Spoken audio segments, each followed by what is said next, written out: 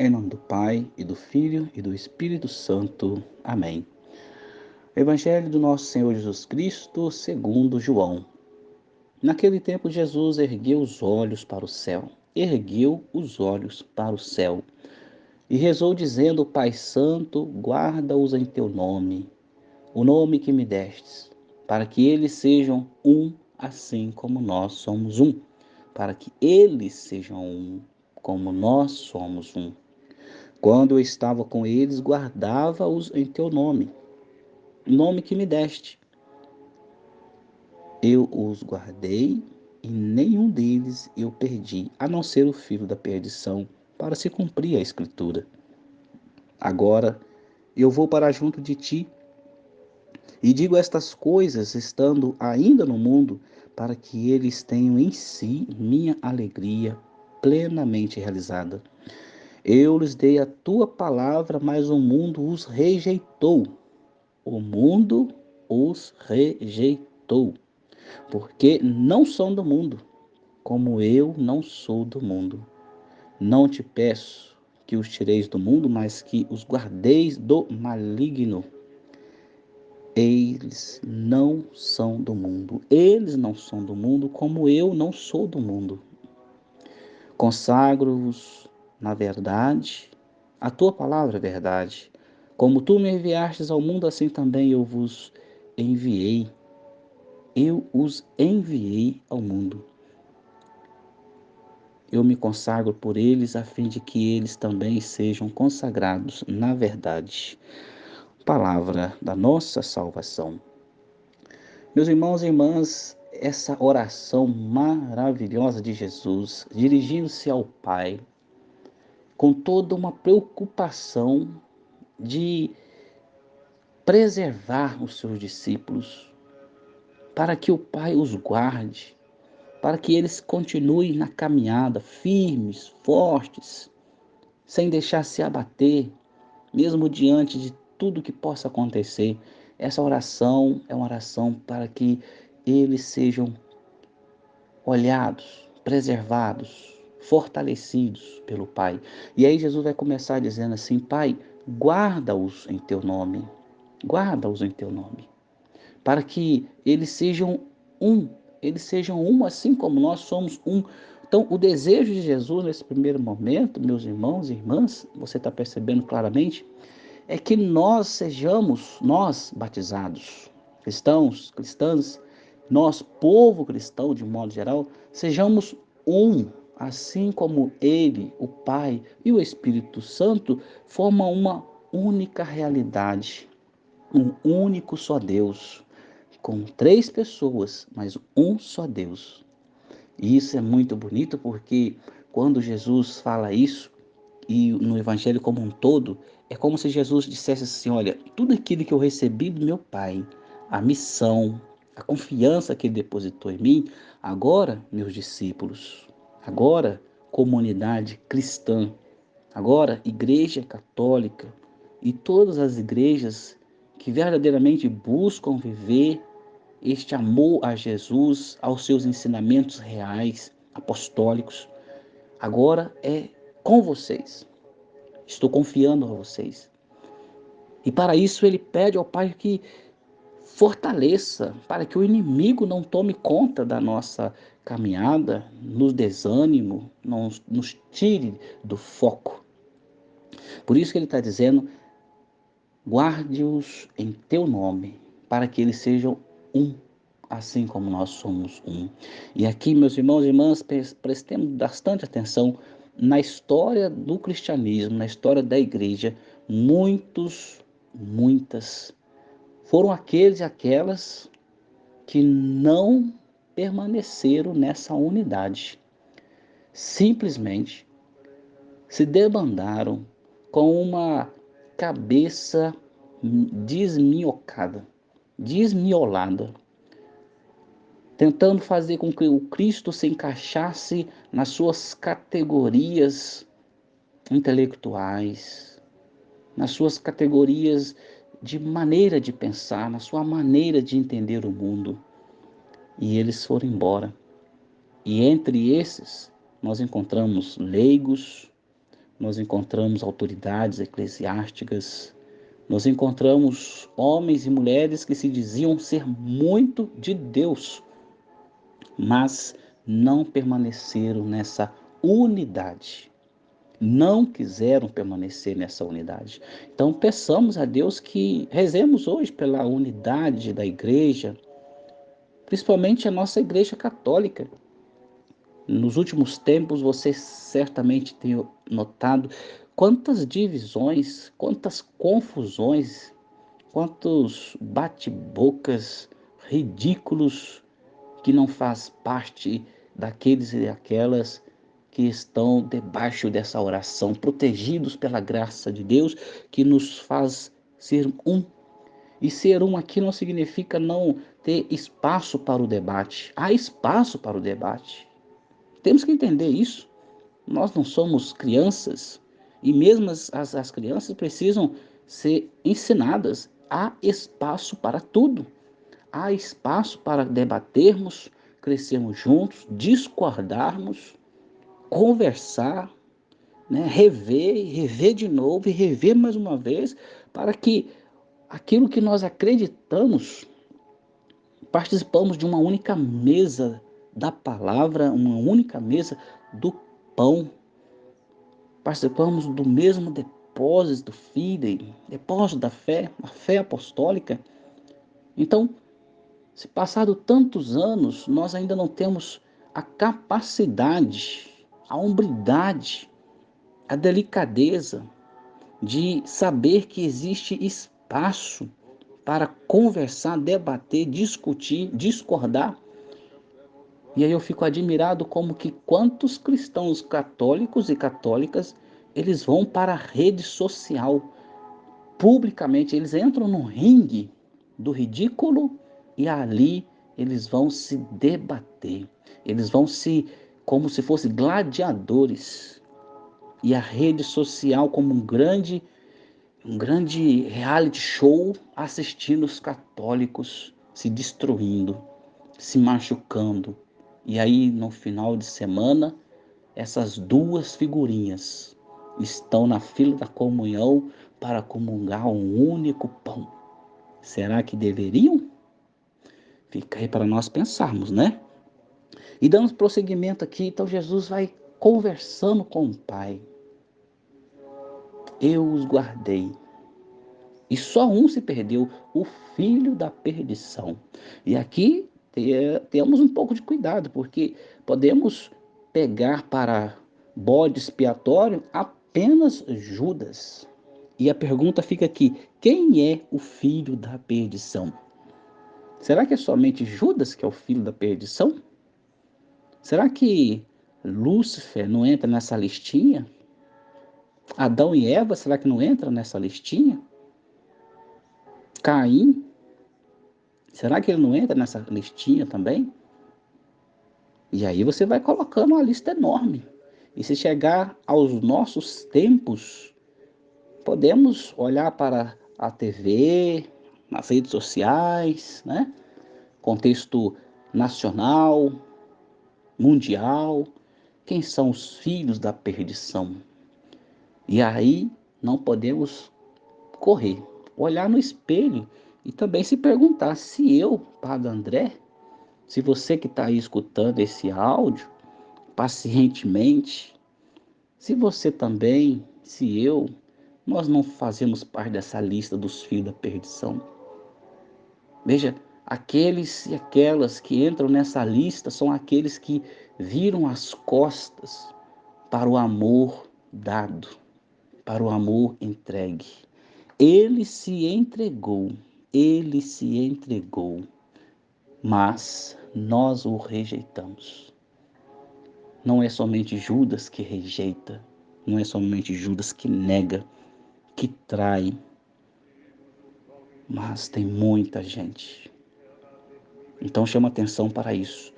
Filho da perdição. Quantos mártires, quantas mártires tiveram sangue derramado na espada dos filhos da perdição do seu tempo. Aqueles que rejeitaram veementemente a pregação do Evangelho, o amor de Cristo. E eu gosto muito de um santo, São Lourenço, jovem Lourenço, que diante dos filhos da perdição do seu tempo, ele tinha duas opções. Ou você nega Jesus Cristo como tal Senhor que você está dizendo, ou você vai ser assado numa grelha. Entre perder a vida, que já tem uma data de validade, e agarrar a vida que não passa, ou seja, a vida eterna, ele escolheu agarrar a vida que não passa. Consequência, assado vivo numa grelha. Veja, só para dizer que os filhos da perdição, aqueles que estão contrários ao amor, à bondade, à misericórdia, ao Messias, o bom pastor, tudo isso vai dizendo que realmente aqueles e aquelas que entram na barca com Jesus não pertencem a este mundo. E aí Jesus, lembrando a ascensão do Senhor, né? Agora eu vou para junto de ti.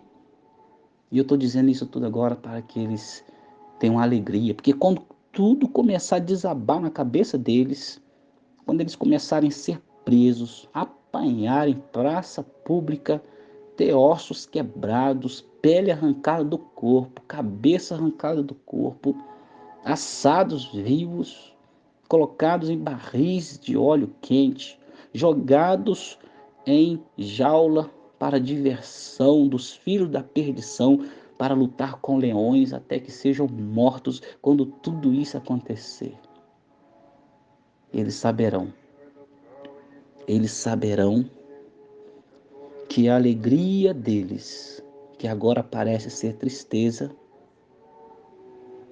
para o mundo, é ser fiéis até o fim. Ainda na boca de um leão, essa é a alegria. Saber que os filhos da perdição continuam a atacar.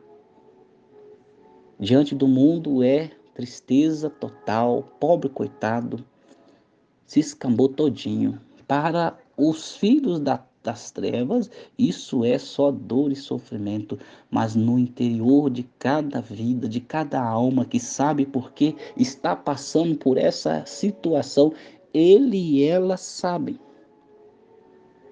A alegria está na vida entregue por aquele que se entregou a mim. Essa é a minha alegria.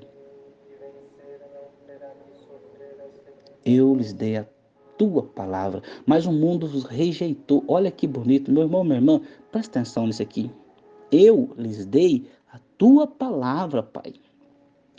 Então eles acolheram, mas o mundo os rejeitou, porque eles não são do mundo, como eu não sou do mundo. E aqui nós vamos lá para a teologia do batismo. Você está lembrado? O que acontece no batismo? Aquela criancinha, adolescente, jovem, seja lá a idade que for, diante da pia batismal, ali acontece uma morte e um ressurgir para uma vida nova. E aqui então nós estamos diante de um acontecimento extraordinário.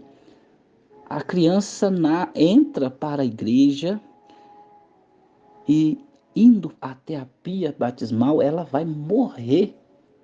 Ela vai morrer para um mundo que não quer Deus. Ela vai morrer para um mundo que não reconhece Deus. Ela vai romper com os filhos da perdição. E da pia batismal nasce uma nova criatura. Olha que beleza! Nasce um ser regenerado. Nasce um filho, uma filha adotiva de Deus. Olha que bacana!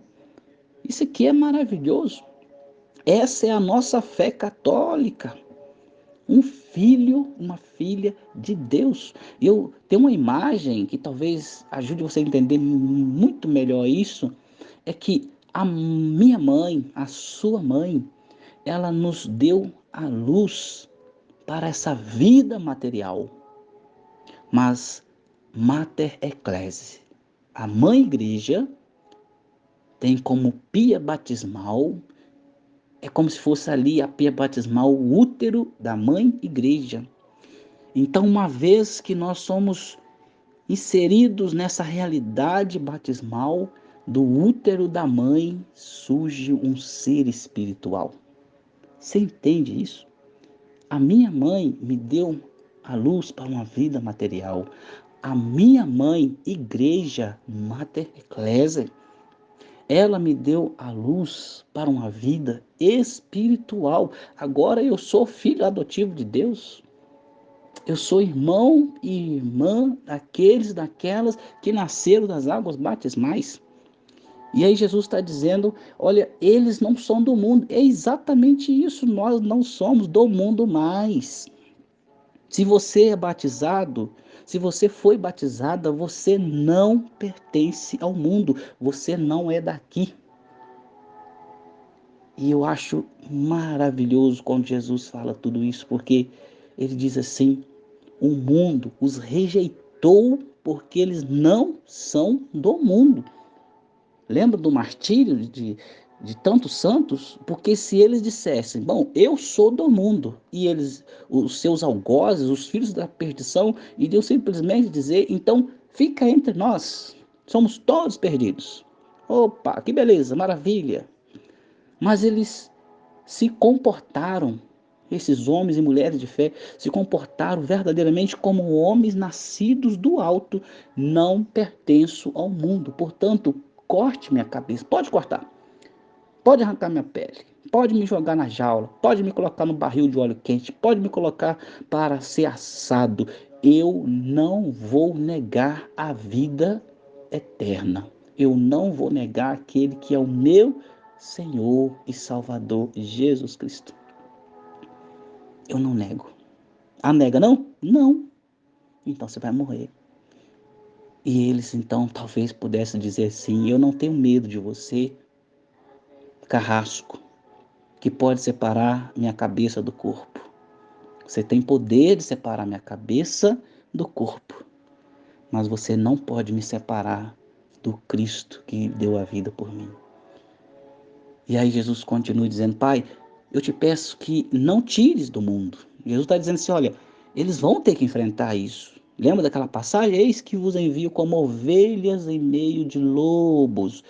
Eu não peço que tire, mas que os protejam do maligno.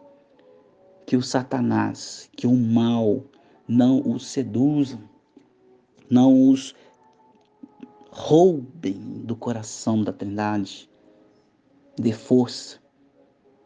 Eles, olha Jesus repetindo de novo, eles não são do mundo, como eu não sou do mundo. Portanto, domingo passado agora nós celebrávamos lá Jesus voltando para o Pai. Assim como Jesus não é do mundo, você batizado, batizada não é do mundo. E se você não se convencer disso, vai ser muito difícil ser cristão. Pecados, erros, equívocos, todos nós cometemos, mas é preciso chorarmos dia após dia, como Pedro, arrependidos, porque nós queremos estar junto com o Cristo. Porque ele já nos disse e nós cremos e acolhemos e queremos sintonizar a nossa vida, a vida dele, que nós não somos daqui. E aí, finalmente, Jesus vai dizer: Pai, como o Senhor me enviou ao mundo para salvar o mundo, assim também eu estou enviando esses homens, essas mulheres, esses jovens, essas crianças, esses idosos, todos estou enviando para que também anuncie e leve a boa notícia ao mundo. Meus irmãos e irmãs, que nesse dia, esta palavra divina, palavra eterna, palavra que salva, possa ser força para nós. Não importa o que as pessoas façam conosco, digam a respeito de nós, elas podem ser as melhores pessoas do mundo, podem ser as piores pessoas do mundo. Uma coisa é certa: nós que cremos e esperamos e confiamos na misericórdia e na bondade de Deus, diante da nossa fragilidade, da nossa pequenez, nós temos certeza que nós caminhamos sobre esta terra como passageiros rumo à casa do Pai, porque nós não somos daqui. Mas aqueles e aquelas que pensam, aqueles e aquelas que pensam ser daqui, os filhos da perdição, que abriram mão do amor de Deus, da bondade de Deus, da obediência e a escuta à vontade de Deus, esses também passarão. Nenhuma pessoa boa está por aí com 150 anos e nenhuma pessoa má está aí com 150 anos. Todos iremos para debaixo da terra. Mas o que leva em conta aqui, de fato, é o destino final da nossa alma. A alma daqueles e daquelas que vivem como não sendo do mundo, porque não são de fato, porque morreram na pia batismal e nasceram para uma vida espiritual. E agora a sua vida, a minha vida, ela deve obedecer um tripé. É sempre, em todo lugar, seja lá fazendo o que, é sempre por causa de Cristo. É em Cristo. É aquilo que nós chamamos de doxologia eucarística. Por Cristo, com Cristo e em Cristo. É por Cristo, é com Cristo e é em Cristo que a minha vida nesse mundo encontra um sentido nas alegrias, nas dores, nas derrotas, nas vitórias, seja lá como for. É esse tripé, é a partir desse tripé. E aqueles e aquelas que abrem mão de tudo isso, infelizmente, aqueles que não creem já estão condenados. Rezemos por nós, para que vivamos debaixo desta oração, por debaixo dessa bonita prece de Jesus, deixando que Deus cuide de nós, deixando que Deus, de fato, zele da nossa vida, nos conduza. E rezemos por aqueles que não querem se deixar ser conduzidos. E aí eu termino essa fala lembrando uma coisa. Você já parou para pensar que Lúcifer, ele teve a capacidade, embora vivendo junto de Deus, ele teve a capacidade de abrir mão do céu, do amor eterno de Deus, para habitar as profundezas dos infernos? Se ele que via Deus, estava ali com Deus, caiu nessa, rezemos para que nós, simples mortais, não caiamos na desgraça da descrença, para que nós não caiamos no faz de conta de ter fé. E que Deus nos ajude, e que Maria, nossa mãe, zele por nós, reze por nós e nos ajude na caminhada. Que Deus te abençoe, te proteja, te guarde de todo mal, físico e espiritual, hoje e sempre. Em nome do Pai, do Filho e do Espírito Santo. Amém.